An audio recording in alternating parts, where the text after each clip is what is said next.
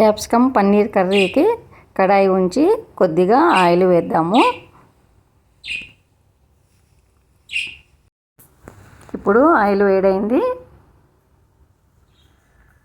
ఉల్లిపాయ తరుగు వేసుకొని కొద్దిగా కలర్ వచ్చేంత వరకు వేయించుకున్నాము. ఉల్లిపాయ తరుగు కలర్ వచ్చేసింది. ఇప్పుడు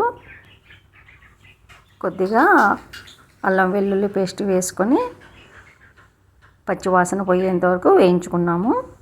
అల్లం వెల్లుల్లి పేస్ట్ కూడా వేగిపోయింది. ఇప్పుడు కారము, పసుపు, గరం మసాలా, ధనియాల పొడి, తరిగి ఉంచుకున్న క్యాప్సికమ్ ముక్కలు,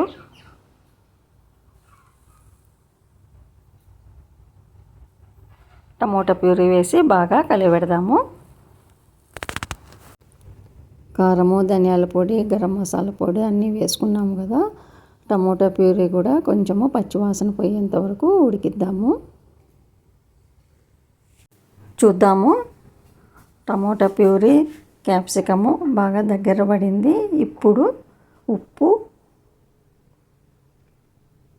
పన్నీరు,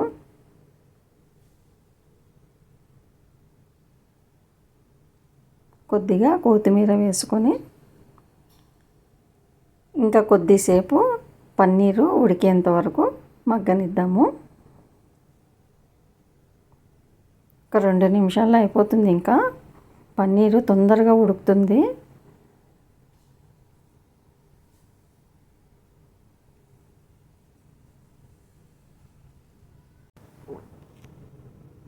బాగా దగ్గర పడింది. క్యాప్సికమ్ పన్నీర్ కర్రీ అయిపోయింది.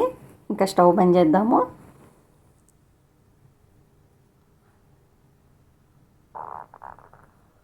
చూసినారా?